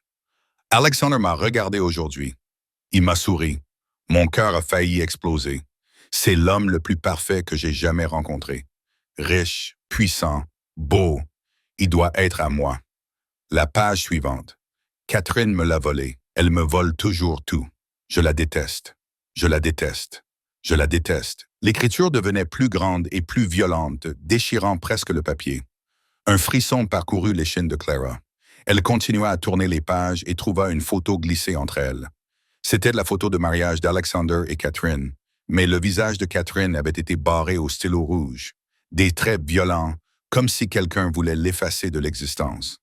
À côté du visage d'Alexander, un seul mot était écrit. À moi. Clara photographia tout avec son téléphone. Ses mains tremblaient tellement qu'elle pouvait à peine le tenir fermement. C'était une preuve. La preuve que Vanessa était jalouse de Catherine, obsédée par Alexander, et qu'elle avait peut-être fait quelque chose de terrible. Elle était sur le point de remettre le journal intime à sa place lorsque des pas retentirent dans le couloir. La panique l'envahit. Clara fourra tout dans la boîte et repoussa la valise sous le lit. Elle venait de se lever lorsque la porte s'ouvrit. Vanessa se tenait là, les yeux bleus froids comme la glace. « Qu'est-ce que tu fais dans ma chambre? » Clara sentit son cœur s'arrêter, mais elle avait survécu 3 ans avec Derek. Elle savait mentir pour se protéger. « Je suis désolé. Je cherchais des serviettes propres pour Emma, » dit Clara d'une voix étonnamment calme. « Il n'y avait plus de serviettes dans la buanderie, et j'ai pensé que c'était ici la lingerie. Les pièces ici se ressemblent toutes. Je me suis trompée. » Vanessa la fixa du regard, ses yeux balayant la pièce à la recherche du moindre signe d'intrusion. Clara pria pour avoir tout remis exactement à sa place. « La buanderie est au rez-de-chaussée, » dit froidement Vanessa. « Tu travailles ici depuis près de 2 semaines et tu ne le sais pas. Je ne viens généralement pas à cet étage, » répondit Clara. « Encore une fois, je suis désolée d'être entrée dans votre chambre sans permission. » Vanessa sourit, mais le sourire n'atteignit pas ses yeux. « La prochaine fois, vous devriez demander la permission. Je n'aime pas que des étrangers entrent dans ma chambre privée. » Clara acquiesça et sortit, sentant le regard de Vanessa brûler son dos. Elle savait que Vanessa ne la croyait pas, et cela signifiait qu'elle était en danger. Ce soir-là, Clara appela Ethan comme d'habitude, mais cet appel était différent des autres. « Sœur Clara. » La voix d'Ethan était anxieuse. « Un inconnu est venu à l'hôpital aujourd'hui pour vous demander. » Le cœur de Clara sembla s'arrêter. Comment était-il? Un homme d'environ 30 ans.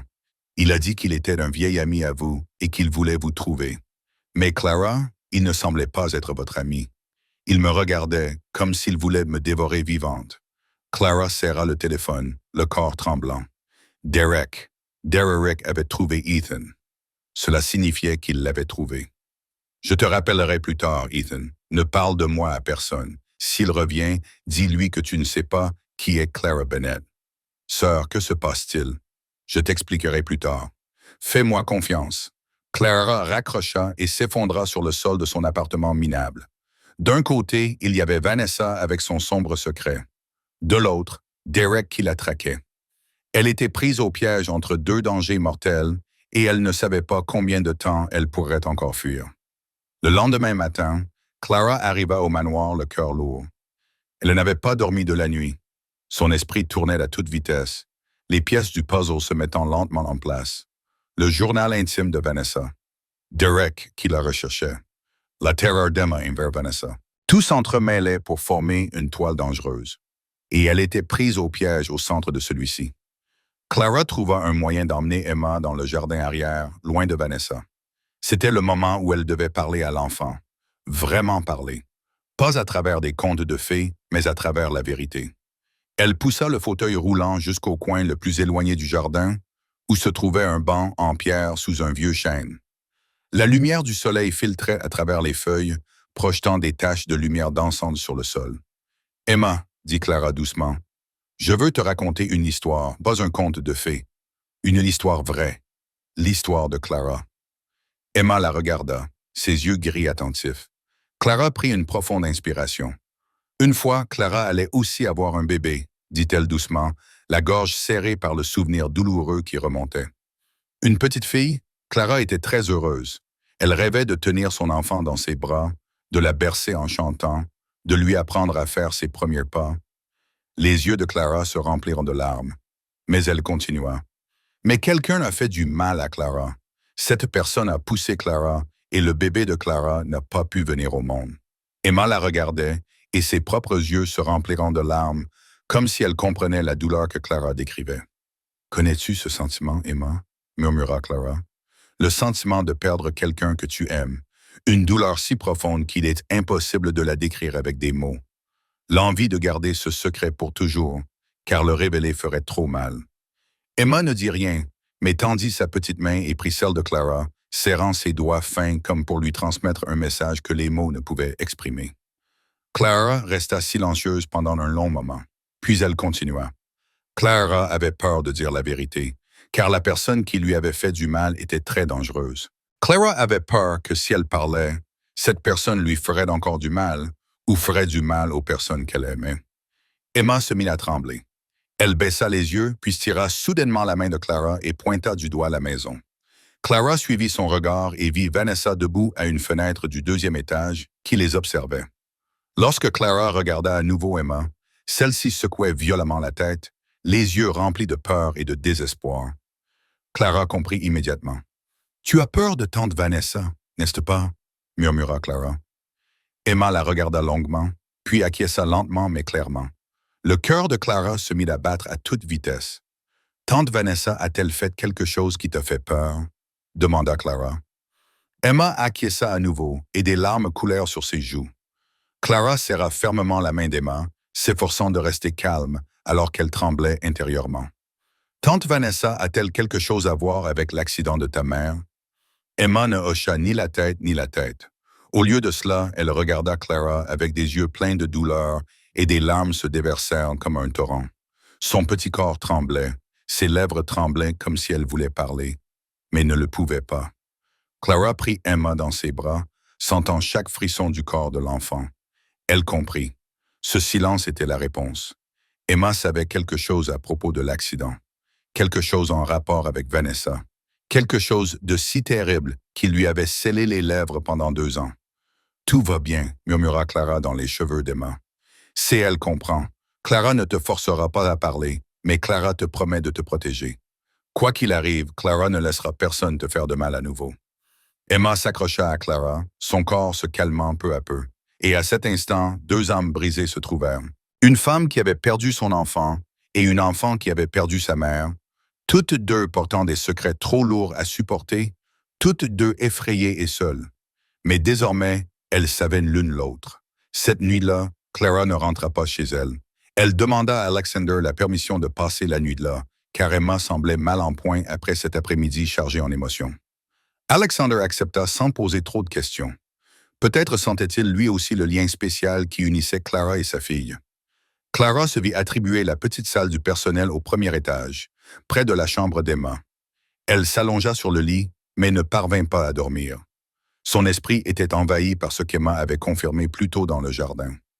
Vanessa était liée à l'accident. Emma savait quelque chose, mais l'enfant avait trop peur pour parler. L'horloge sonna à 2 heures du matin lorsque Clara entendit des pas dans le couloir. Elle ouvrit doucement la porte et regarda dehors. Une silhouette se dirigeait vers la cuisine. Vanessa. Clara hésita un instant, puis décida de la suivre. Elle se déplaçait comme une ombre, ses pas ne faisant aucun bruit. Ses années passées avec Derek lui avaient appris à devenir invisible lorsque cela était nécessaire. Vanessa entra dans la cuisine et sortit sur le balcon arrière. Clara se cacha derrière le mur, assez près pour entendre, assez loin pour ne pas être vue. Le son d'un téléphone en mode haut-parleur rompit le silence de la nuit. Le plan fonctionne à merveille, dit la voix de Vanessa, complètement différente du ton doux qu'elle utilisait devant Alexander. Cette voix était froide, calculatrice et cruelle. Alexander me fait entièrement confiance.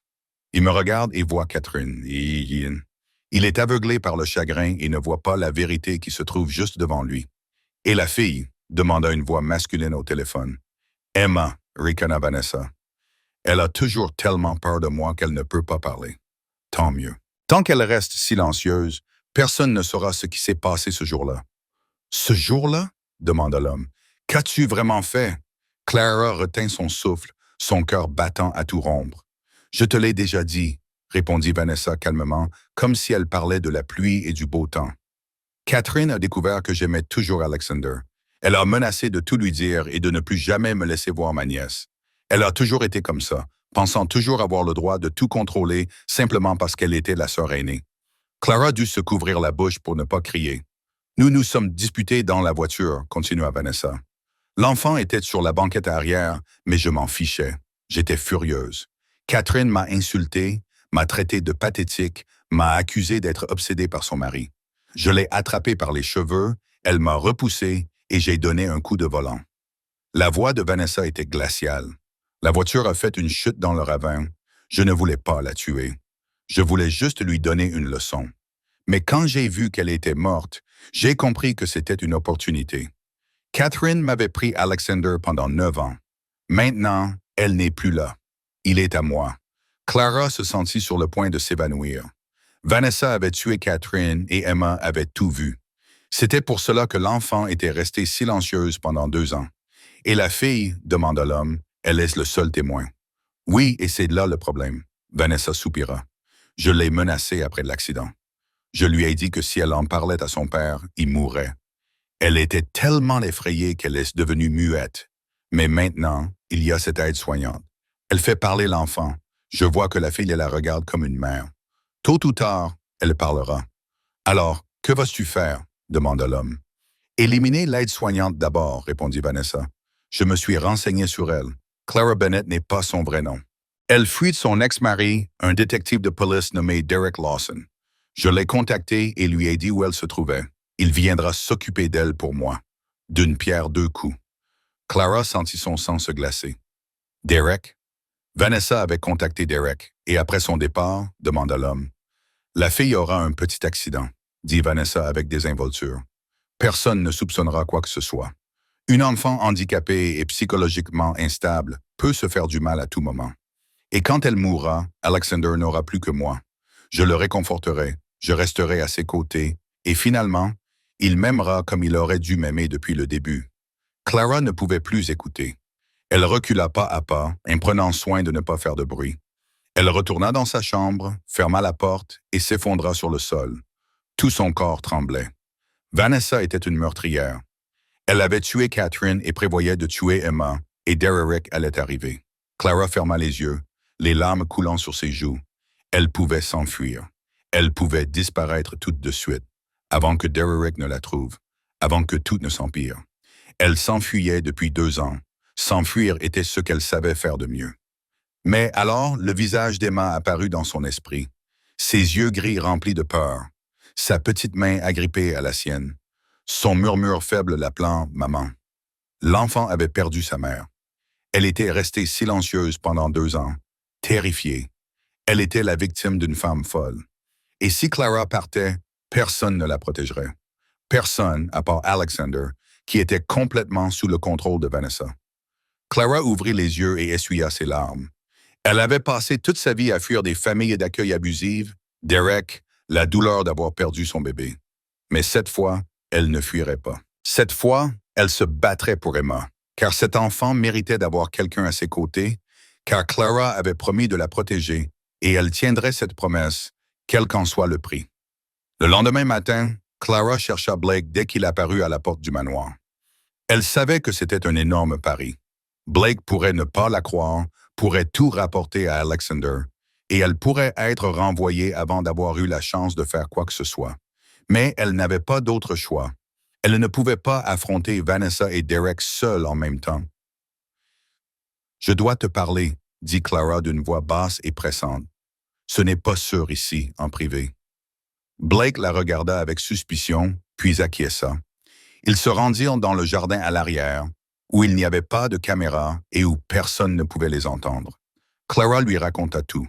Le journal intime qu'elle avait trouvé dans la chambre de Vanessa, l'appel téléphonique de la veille, les aveux de Vanessa concernant le coup de volant, le plan pour tuer Emma, le fait que Vanessa avait contacté Derek. Elle lui raconta tout sans rien cacher, y compris sa véritable identité. Blake resta silencieux pendant que Clara parlait. Son visage ne trahissait aucune émotion, mais Clara vit sa mâchoire se crisper peu à peu. « As-tu des preuves ?» demanda Blake lorsqu'elle eut terminé. « J'ai des photos du journal intime et de la photo de mariage qui a été déchirée, » répondit Clara en sortant son téléphone. « Mais je n'ai pas réussi à enregistrer l'appel d'hier soir. » Blake regarda les photos, et la froideur dans ses yeux se transforma lentement en colère. « Je n'ai jamais fait confiance à cette femme, » dit-il amèrement. « Dès le premier instant où elle est apparue, je savais que quelque chose n'allait pas, mais le patron ne voulait pas m'écouter.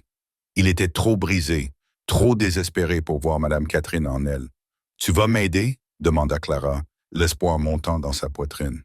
« Je vais enquêter, » acquiesça Blake. « Je trouverai des preuves plus solides. Je vérifierai les dossiers d'accident. Je découvrirai où elle se trouvait réellement ces 2 dernières années.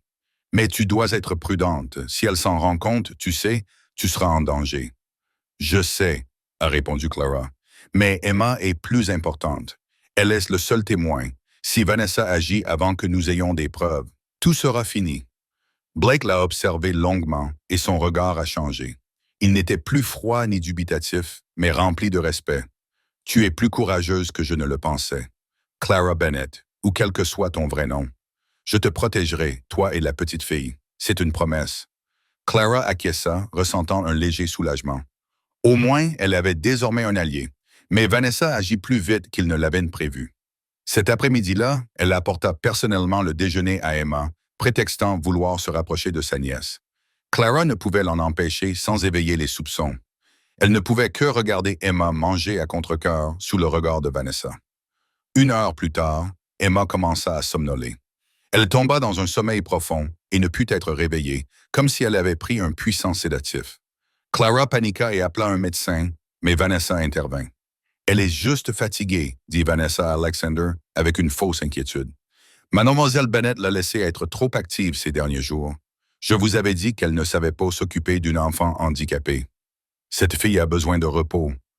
Pas de jouer toute la journée. » Alexander regarda Emma qui dormait profondément, puis Clara. Dans ses yeux, Clara vit le doute commencer à s'installer. « Vanessa a peut-être raison, » dit lentement Alexander. « Emma a peut-être besoin de repos. À partir de demain, réduisez ses activités. » Clara avait envie de crier que Vanessa avait drogué la nourriture, que tout cela n'était qu'un complot. Mais elle n'avait aucune preuve. Si elle accusait Vanessa maintenant, Vanessa nierait et Clara serait renvoyée. « Oui, je comprends, » dit Clara doucement, en ravalant la boule qu'elle avait dans la gorge. Derrière le dos d'Alexander, Vanessa souriait triomphalement. Ce sourire disait qu'elle était en train de gagner. Elle prenait le contrôle de la maison, prenait le contrôle d'Alexander. Et de tôt ou tard, elle se débarrasserait de Clara et d'Emma.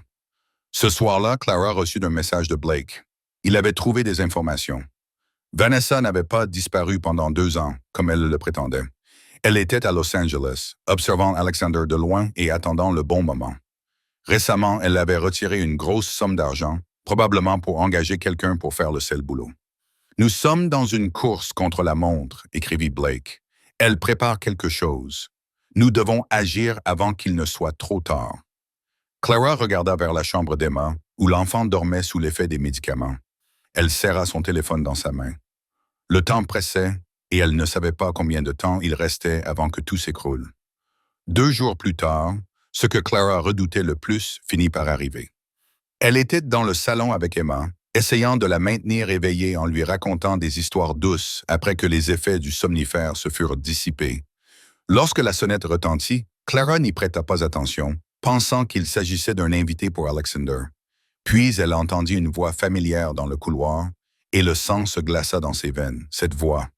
La voix qu'elle avait essayé d'oublier pendant 2 ans. La voix qui lui avait murmuré de faux mots d'amour à l'oreille avant que les coups ne pleuvent. La voix qui lui avait crié dessus en la poussant dans les escaliers. Derek.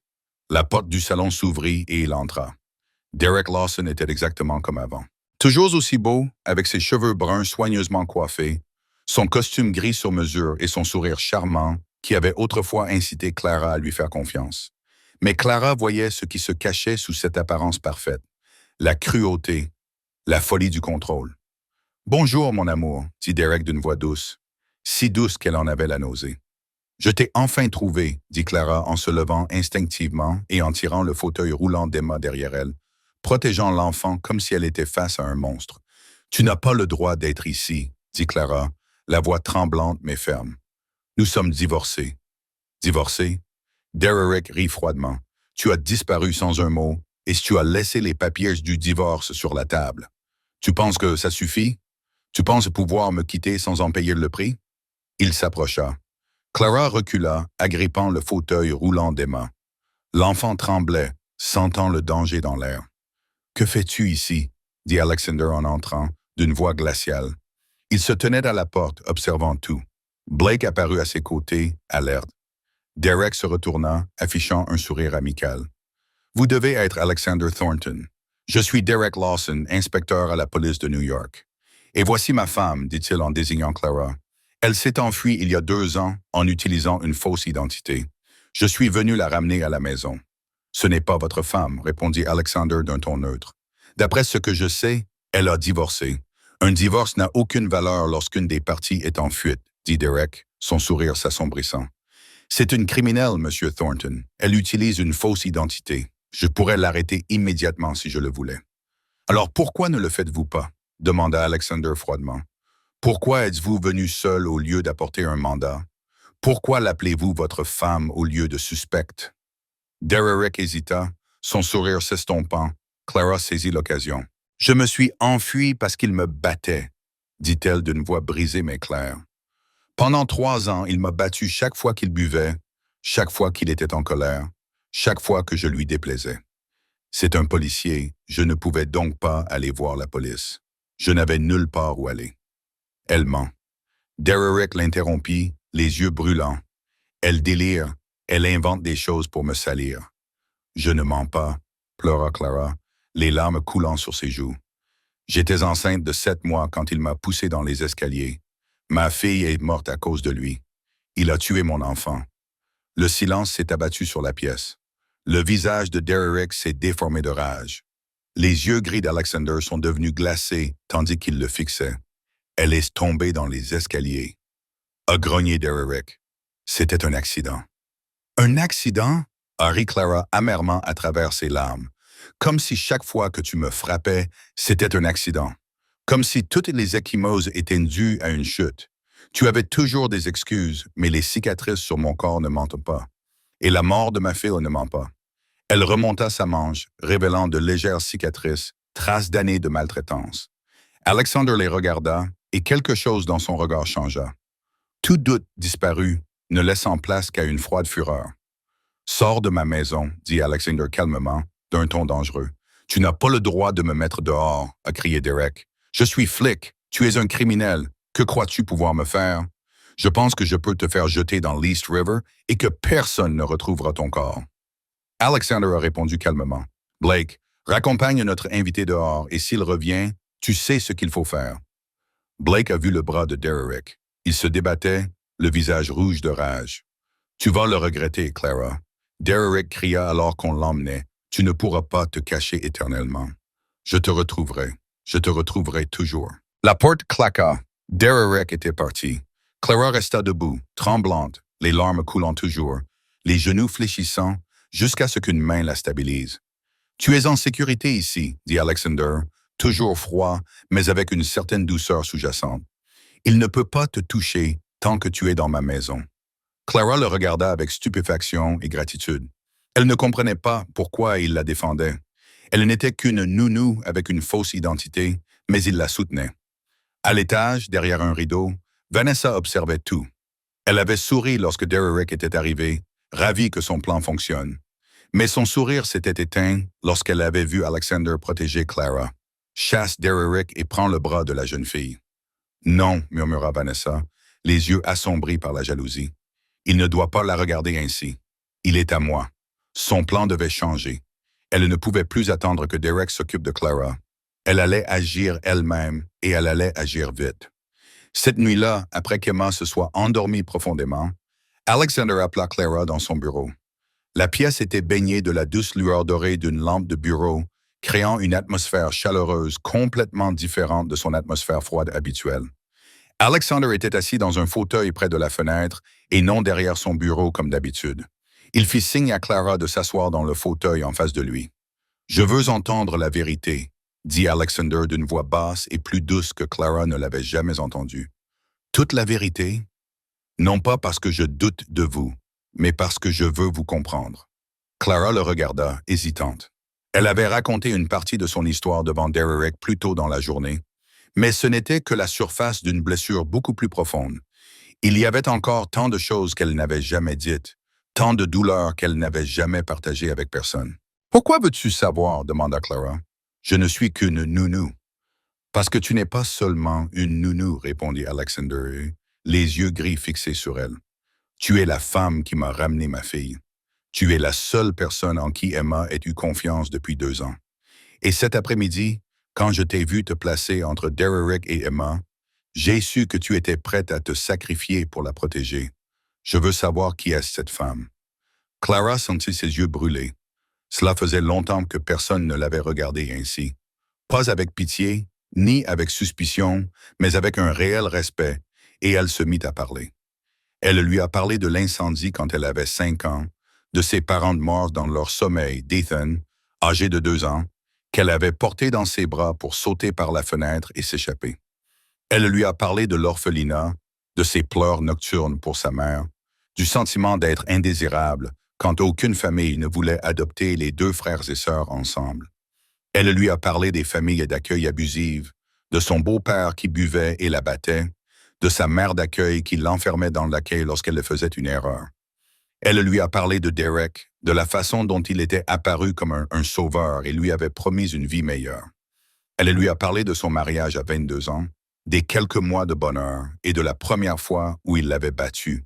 Elle lui a parlé de 3 années d'enfer, du fait de cacher ses bleus sous des manches longues, des nuits passées à pleurer sur le sol après avoir été frappée, du fait de n'avoir personne vers qui se tourner parce que son mari était policier, du sentiment d'être prisonnière dans une prison sans barreaux. Puis elle lui a parlé de son enfant.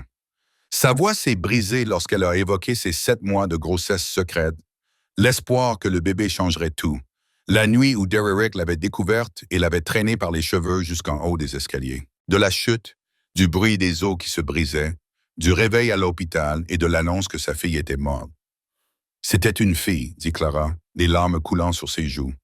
« Je l'avais appelée Lily. Je rêvais de la tenir dans mes bras, de la bercer en chantant, de la protéger de tout ce que j'avais enduré.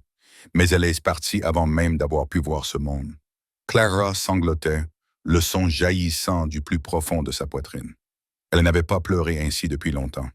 Elle avait enfoui sa douleur, se disant que les larmes ne résolvaient rien, mais maintenant, elle ne pouvait plus s'arrêter. Un mouchoir apparut devant elle. Clara leva les yeux et vit qu'Alexander s'était assis à côté d'elle. Ses yeux gris n'étaient plus froids. Ils reflétaient la douleur, la compréhension et quelque chose d'autre qu'elle ne pouvait nommer. Vous ne méritiez pas tout cela, dit Alexander d'une voix rauque. Personne ne le mérite. Pourquoi ne me juges-tu pas? Demanda Clara à travers ses larmes. Je t'ai menti. J'ai utilisé une fausse identité. J'ai fait entrer le danger dans ta maison parce que je comprends. Alexander répondit, je sais ce que c'est que de se sentir piégé sans issue. Je sais ce que cela signifie de faire des choses que l'on ne veut pas faire juste pour survivre. Je sais ce que c'est que de perdre quelqu'un que l'on aime et d'être impuissant à l'empêcher. Il la regarda dans les yeux et Clara sentit qu'il voyait directement dans son âme. Elle le regarda à son tour et vit un homme brisé qui essayait de guérir, tout comme elle, deux âmes blessées qui se trouvaient dans l'obscurité. « Tu n'as plus besoin de fuir, dit Alexander doucement. Tu es en sécurité ici. » Avec Emma, avec moi. Clara ne savait pas qui avait fait le premier pas, peut-être tous les deux. Mais l'instant d'après, elle était dans ses bras, la tête contre sa poitrine, écoutant les battements réguliers de son cœur. Il ne l'embrassa pas. Il la serra simplement dans ses bras, protecteur et rassurant. Et pour Clara, cela signifiait plus que n'importe quel baiser. Ce n'était pas l'amour passionné des films. C'était quelque chose de plus lent et de plus profond. Une connexion entre deux personnes blessées par la vie, qui avaient enfin trouvé un endroit où guérir. Et dans l'obscurité, pour la première fois depuis longtemps, Clara ne se sentait plus seule. Le matin, 2 jours après cette nuit-là, Vanessa passa à l'action. Elle avait observé suffisamment longtemps pour se rendre compte que la relation entre Alexander et Clara était en train de changer. Elle avait vu la façon dont Alexander regardait Clara quand il pensait que personne ne le remarquait. Elle avait vu les moments où il se tenait plus près que nécessaire. Elle avait tout vu et la jalousie qui l'habitait s'était transformée en une rage sourde. Alexander devait lui appartenir. Elle avait tué sa propre sœur pour l'avoir. Elle avait attendu 2 ans. Elle ne laisserait pas une simple nounou le lui enlever. Ce matin-là, Vanessa se rendit dans le bureau d'Alexander, l'air inquiet. « Alexander, je viens d'avoir des nouvelles d'un ami, dit-elle d'un ton pressant. Quelqu'un prévoit d'attaquer l'un de vos entrepôts à Brooklyn. Je ne connais pas les détails, mais j'ai entendu dire qu'ils agiraient cette nuit. » Alexander fronça les sourcils. « Qui vous a dit cela? » « Une vieille connaissance de l'époque où j'étais encore avocate, » répondit Vanessa. « Il l'a entendu lors d'une réunion à huis clos. Il n'a pas pu en dire beaucoup, mais il a dit que c'était grave. Tu devrais vérifier immédiatement. » Alexander hésita. Il avait commencé à douter de Vanessa après les rapports de Blake, mais il ne pouvait ignorer les informations concernant son entrepôt. Vanessa ne s'était pas contentée de se fier à un message. Elle s'était coordonnée avec les rivaux d'Alexander pour mettre en scène une véritable intrusion dans le périmètre des docks de Brooklyn, créant ainsi une diversion qui semblait authentique, même aux yeux des éclaireurs d'Alexander. Si quelqu'un avait vraiment planifié une attaque, il devait s'en occuper. « Blake, prépare la voiture, » ordonna Alexander. « Nous partons pour Brooklyn immédiatement. » Blake jeta un regard prudent à Vanessa, puis acquiesça. Avant de partir, Alexander s'arrêta à la porte et regarda vers le salon où Clara jouait avec Emma. Quelque chose le mettait mal à l'aise. Un vague instinct lui disait qu'il ne devait pas partir. Mais les affaires étaient les affaires. Il ne pouvait pas se laisser dominer par ses émotions. « Je reviendrai bientôt, » dit Alexander à Clara en passant. « Protège Emma. » Clara acquiesça, sans se douter que c'était la dernière fois qu'elle voyait Alexander avant que tout ne s'écroule. Dès que la voiture d'Alexander eut disparu au coin de la rue, Vanessa sortit son téléphone et envoya un message. « Il est en route. Fais tout ce qu'il faut pour le retenir là-bas. » Elle avait tout arrangé. Le gang rival d'Alexander, qu'elle avait contacté depuis des semaines, allait le piéger à Brooklyn. Pas pour le tuer, elle ne voulait pas la mort d'Alexander. Elle avait seulement besoin de le retarder suffisamment longtemps pour régler les choses ici. Vanessa entra dans le salon où Clara était assise à côté d'Emma. Elle portait un plateau avec du thé, un doux sourire aux lèvres. « Clara, je pense que nous devrions parler. » Vanessa posa le plateau sur la table. « Je sais que nous n'avons pas bien commencé. Je veux faire la paix. » Clara la regarda avec lassitude. Elle ne faisait pas confiance à cette femme, mais elle ne pouvait pas refuser devant Emma sans éveiller les soupçons. « Je t'ai préparé du thé. » Vanessa versa une tasse et la glissa vers Clara. « De la camomille, ça aide à se détendre. Tu as l'air épuisé. » Clara hésita, puis pensa que refuser rendrait Vanessa méfiante. Elle devait paraître normale jusqu'à ce que Blake ait rassemblé suffisamment de preuves. Elle leva la tasse et but une gorgée. Vanessa sourit, le triomphe brillant dans ses yeux.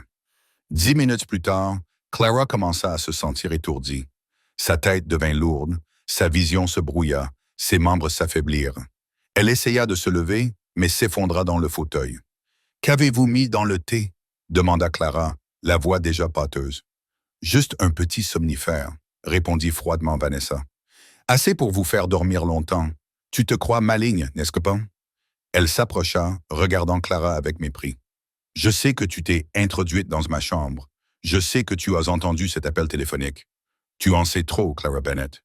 Ou devrais-je t'appeler Clara Lawson? » Clara lutta contre la vague de somnolence. « Tu as tué Catherine. »« Oui, je l'ai tuée. » Vanessa l'admit sans remords. « Elle m'a volé Alexander. Elle m'a pris tout ce que je méritais. Je l'ai aimé en premier. Je l'ai rencontré en premier. Mais elle est arrivée avec sa fausse innocence et me l'a pris sous mes yeux. Pendant 9 ans, j'ai dû les regarder être heureux tandis que je pourrissais de jalousie. » Vanessa rit amèrement et follement. Ce jour-là, dans la voiture, elle a dit qu'elle parlerait à Alexander de mes sentiments et m'interdirait de voir Emma. Elle pensait avoir le droit de contrôler ma vie. Je lui ai montré qui avait vraiment le pouvoir. J'ai saisi le volant et elle est morte. Elle le méritait. Et Emma, murmura Clara, les yeux presque fermés. Elle a tout vu. Elle est la seule témoin. Vanessa jeta un coup d'œil à Emma qui tremblait dans son fauteuil roulant. Et elle emportera ce secret dans la tombe, dit-elle calmement. Je l'ai menacée que si elle parlait, son père mourrait. Elle était tellement terrifiée qu'elle est devenue muette. Mais tu es venue et tu l'as fait parler à nouveau. Tu as tout gâché. Vanessa se tourna vers Clara, ses yeux bleus aussi froids que l'enfer. Alors, je vais d'abord t'éliminer. Ensuite, la petite fille aura un petit accident. Une enfant handicapée, mentalement instable, qui se fait du mal. Personne ne soupçonnera quoi que ce soit. Et quand vous aurez toutes les deux disparu, Alexander n'aura plus que moi. Je le réconforterai, je resterai à ses côtés, et il finira par m'aimer. « Tu es folle », murmura Clara, alors que ses forces l'abandonnaient. « Folle. » Vanessa rit. « Peut-être, mais seules les folles osent faire ce qui est nécessaire pour obtenir ce qu'elles veulent. » Clara sentit le monde sombrer dans les ténèbres. Avant de perdre connaissance, elle entendit les sanglots étouffés d'Emma et la voix menaçante de Vanessa. « Ne t'inquiète pas, Emma. Tante va s'occuper de toi. » Très bien. Clara n'était pas complètement inconsciente. La drogue dans le thé était suffisamment forte pour lui faire perdre le contrôle de son corps, mais pas assez pour la plonger dans un sommeil profond. Elle pouvait encore entendre, encore sentir, même si elle ne pouvait ni ouvrir les yeux ni bouger ses membres. Elle entendit les pas de Vanessa quitter la pièce, entendit des portes s'ouvrir et se fermer, entendit quelqu'un fouiller quelque part dans la maison. Vanessa cherchait quelque chose. Peut-être une corde, peut-être quelque chose de pire. Clara s'efforça de se concentrer, rassemblant toute sa volonté pour lutter contre la drogue. Elle ne pouvait pas mourir ici. Elle ne pouvait pas laisser Emma seule avec cette folle. Elle avait promis de la protéger. Elle avait promis. Petit à petit, Clara reprit un peu conscience. Elle ne pouvait toujours pas bouger beaucoup, mais elle pouvait ouvrir légèrement les yeux, suffisamment pour voir la pièce à travers une étroite fente. Elle décida de faire semblant d'être encore inconsciente et d'attendre une occasion. Des pas se rapprochèrent. Vanessa entra dans la pièce tenant une longue corde. Elle regarda Clara allongée immobile sur le sol et sourit avec satisfaction. « Bien, elle dort toujours, » murmura Vanessa. « Je vais d'abord m'occuper d'elle, puis de la fille. » Elle s'approcha et se pencha pour attacher Clara. Clara respirait régulièrement, cachant qu'elle était réveillée. Elle attendait, attendant une occasion de résister, même si elle savait qu'elle n'avait presque aucune chance. Puis un léger bruit se fit entendre depuis l'entrée, le roulement silencieux des roues d'un fauteuil roulant sur le parquet. Vanessa leva les yeux et Clara jeta un coup d'œil à travers ses cils. Emma était là. Elle s'était éloignée du salon, poussée par l'inquiétude ou l'instinct. Elle était assise dans l'embrasure de la porte, les yeux gris écarquillés d'horreur à la vue de Vanessa penchée sur Clara, une corde à la main. « Tu tombes à pic, » dit Vanessa d'un ton mielleux. « Tu peux dire au revoir à ta nounou bien-aimée, » dit Emma en tremblant, les larmes coulant sur ses joues. Elle vit Clara sur le sol, Vanessa avec la corde, et la peur monta en elle. C'était la femme qui avait tué sa mère, la femme qui l'avait menacée pendant 2 ans et lui avait volé sa voix. Maintenant, elle s'apprêtait à faire du mal à Clara, la seule personne qui avait ramené la lumière dans sa vie. Vanessa se leva et marcha vers Emma. « Ne t'inquiète pas, Emma, dit-elle d'une voix douce mais avec un regard glacial. Tante va prendre soin de toi. Je serai ta nouvelle mère. Tu n'as qu'à bien te comporter et rester silencieuse, comme toujours. » Elle tendit la main pour toucher Emma, et à cet instant, quelque chose se brisa à l'intérieur de l'enfant. 2 ans de silence, 2 ans de peur, 2 ans à porter seul un secret. Tout explosa. Emma regarda Vanessa, puis Clara.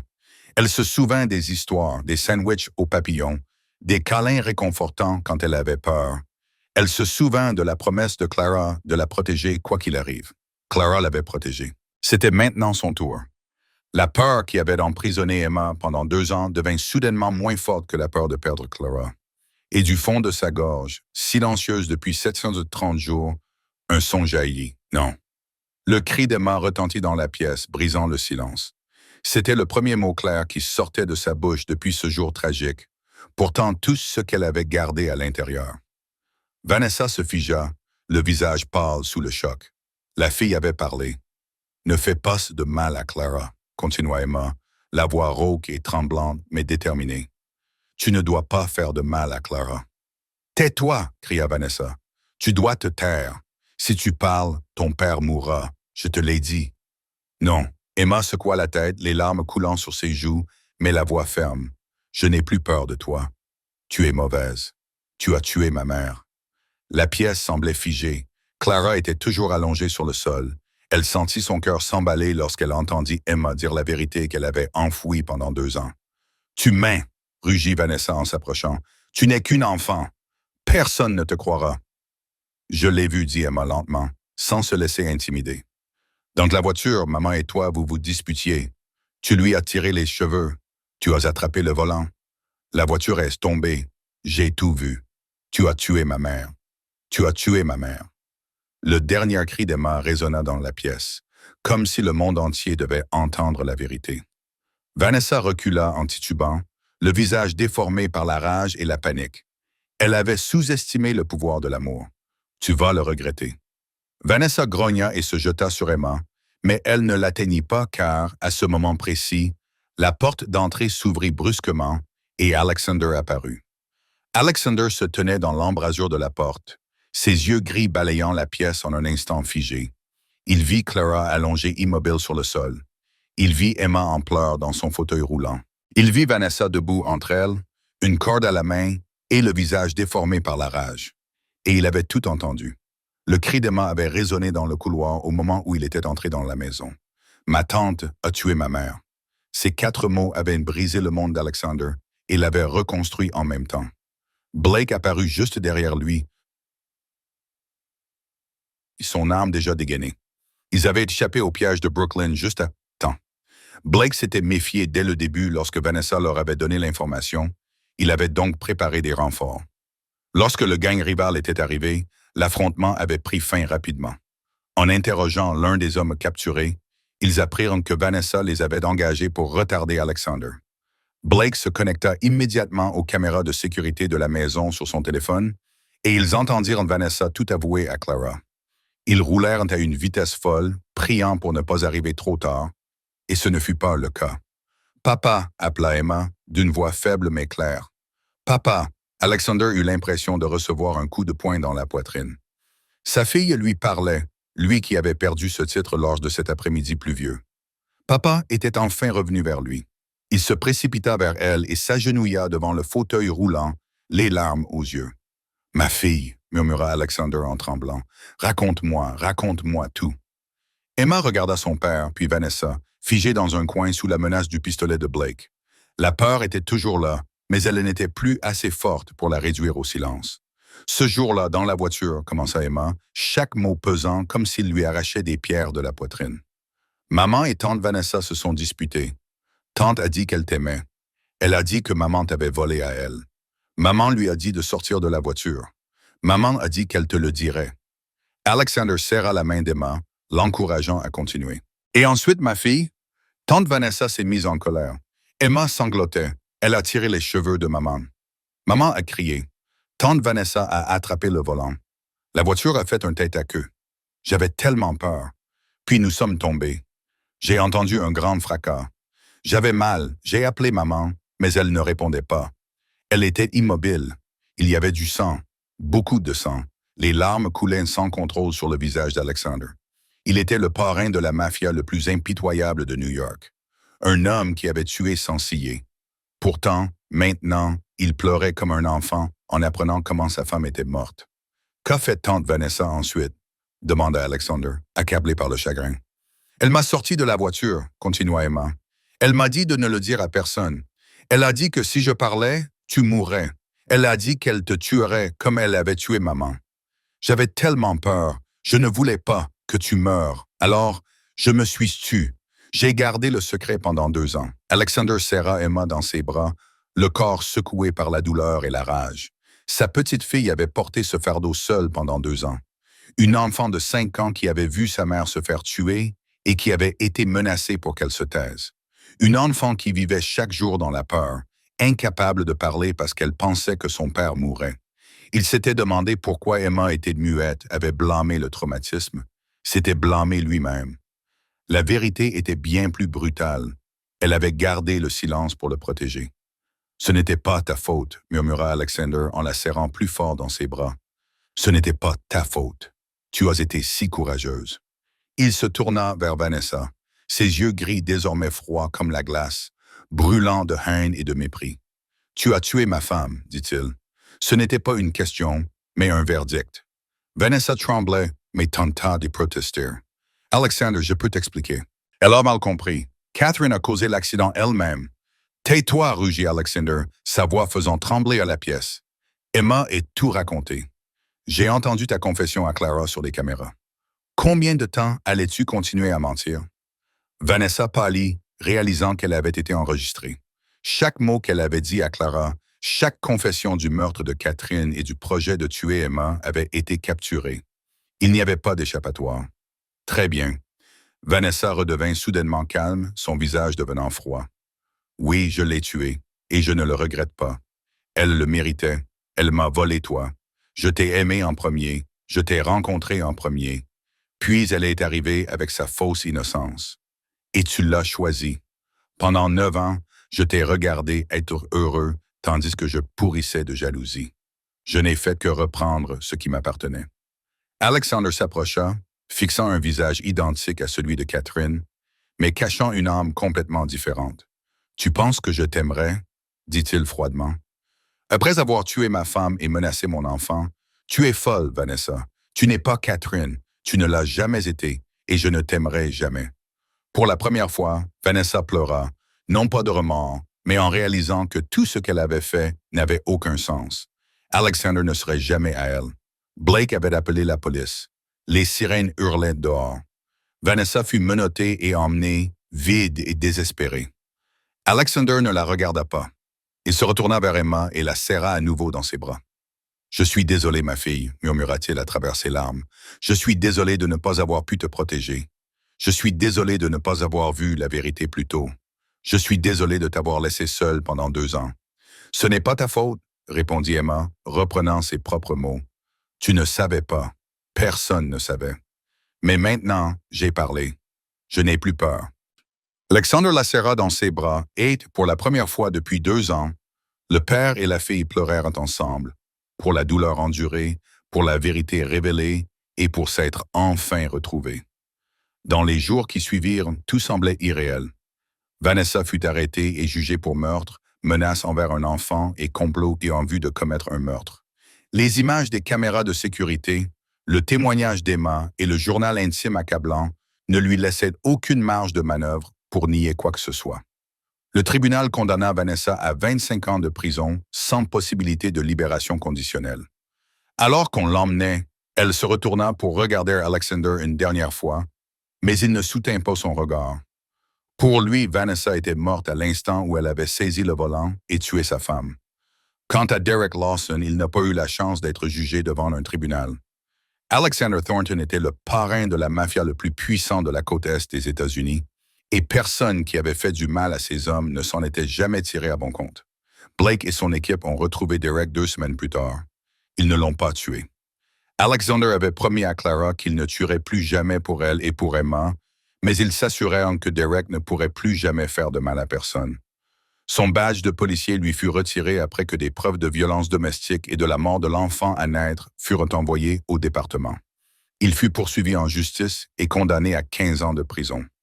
Alors qu'on le conduisait à l'intérieur, il savait que la vie là-bas ne serait pas facile.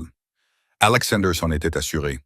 Ethan, le petit frère de Clara, a vu tous les frais de sa greffe de moelle osseuse pris en charge par Alexander, soit 300 000 $, une fortune pour Clara, mais une somme dérisoire pour Alexander. L'opération a été un succès total et, 6 mois plus tard, Ethan a pu sortir de l'hôpital. Le jeune homme de 24 ans était en bonne santé, plein de vie, et taquinait sans cesse sa sœur au sujet de sa relation avec un chef de la mafia. Clara se contentait de rire et de lui donner un coup de poing dans l'épaule, heureuse que sa famille soit enfin à nouveau au complet. Emma se rétablissait de jour en jour. Elle parlait davantage, riait davantage et redevenait peu à peu l'enfant insouciante qu'elle était censée être. Elle utilisait toujours un fauteuil roulant, mais avec l'aide des meilleurs kinésithérapeutes engagés par Alexander, elle était capable de se tenir debout à l'aide d'attelles. Les médecins disaient qu'il y avait de l'espoir qu'elle puisse marcher à l'avenir. Mais surtout, Emma n'avait plus peur. Elle avait été libérée du poids de son secret, aimée et protégée, et elle avait Clara, qu'elle appelait Mama Clara, tous les jours. 1 an plus tard, par un après-midi de printemps, Alexander conduisit Clara et Emma dans le jardin derrière la maison. Les roses étaient en pleine floraison, embaumant l'air de leur parfum. C'était là que Clara avait réalisé pour la première fois qu'Emma avait peur de Vanessa. C'était là qu'elles avaient tissé leurs premiers liens. Alexander s'arrêta sous le vieux chêne et s'agenouilla sur un genou. Clara eut le souffle coupé lorsqu'il sortit un écrin de velours rouge. « Clara Bennett », dit Alexander, les yeux gris remplis d'amour. « Vous êtes arrivée dans cette maison en tant que femme de ménage, mais vous êtes devenue notre lumière. Vous avez sauvé ma fille. Vous m'avez sauvé. Vous nous avez donné une raison de croire à nouveau en l'amour. Je sais que je ne suis pas parfait. Je suis un parrain de la mafia. J'ai du sang sur les mains. Mon passé est rempli de péchés, mais avec toi, je veux devenir meilleur. Avec toi, je crois que je peux y arriver. » Il ouvrit la boîte, révélant une bague en diamant qui scintillait sous le soleil de l'après-midi. « Veux-tu devenir ma femme? Veux-tu rester pour toujours? » Clara pleura. Des larmes de bonheur coulaient sur son visage. Elle regarda Alexander, puis Emma, qui applaudissait joyeusement à côté d'elle, et elle sut quelle était sa réponse. « Oui, » acquiesça Clara à travers ses larmes. « Oui, je serai ta femme. Je resterai pour toujours. » Alexander glissa la bague à son doigt et se leva pour la serrer fort dans ses bras. Emma se glissa entre eux et les trois s'étreignirent sous le chêne dans la lumière dorée du printemps. 1 semaine après leur petit mariage chaleureux, en présence uniquement de leurs proches, ils se rendirent ensemble sur la tombe de Catherine. Emma tenait un bouquet de roses blanches, les fleurs préférées de sa mère. « Maman, » dit Emma d'une voix claire et assurée, « je suis venue te voir. Je veux te dire que je vais mieux maintenant. Je n'ai plus peur. Tante Vanessa a été arrêtée. Elle ne peut plus faire de mal à personne. » Elle posa les fleurs sur la tombe et continua. « Et maman, papa a épousé Clara. Clara est maintenant Maman Clara. Je sais que tu l'aimerais. Elle est très gentille. Elle m'aime comme tu m'aimais. Elle me raconte des histoires tous les jours. Elle me fait des sandwichs en forme de papillon. Elle ne me regarde jamais avec pitié. » Emma sourit à travers ses larmes de joie. « Tu peux te reposer maintenant, maman. Nous allons bien. Nous sommes ensemble. » Alexander s'agenouilla près de la tombe de sa femme et posa sa main sur la pierre froide. « Merci, Catherine, » murmura-t-il. « Merci de m'avoir donné Emma. Merci de nous avoir envoyé Clara. Je vais bien vivre. J'aimerai notre fille. Je chérirai ce nouveau bonheur. Repose en paix. » Clara se tenait derrière lui, la main posée sur son épaule. Elle ne ressentait aucune jalousie envers Catherine, seulement de la gratitude. Sans Catherine, Emma n'existerait pas. Sans Emma, elle n'aurait jamais rencontré Alexander. Tout avait une raison d'être. Ils restèrent silencieux encore un moment, puis partirent ensemble. Alexander poussait le fauteuil roulant d'Emma, tandis que Clara marchait à ses côtés, lui tenant la main. Le soleil se couchait, peignant le ciel d'orange. Sur le parking, Emma leva les yeux. Papa, je pense que maman est heureuse là-haut. Pourquoi penses-tu cela? Demanda Alexander. Parce que maman nous a envoyé Clara. Emma sourit. Elle savait que nous avions besoin d'elle. Elle savait que Clara nous aimerait. Elle voulait que nous soyons heureux. Alexander et Clara se regardèrent, les yeux brillants de larmes, et se serrèrent la main plus fort. Leur vie n'était pas parfaite. Alexander était toujours un parrain de la mafia avec des ennemis. Clara portait encore des cicatrices sur son corps et dans son âme. Emma était toujours en fauteuil roulant et avait besoin de temps pour guérir. Mais ils étaient là l'un pour l'autre.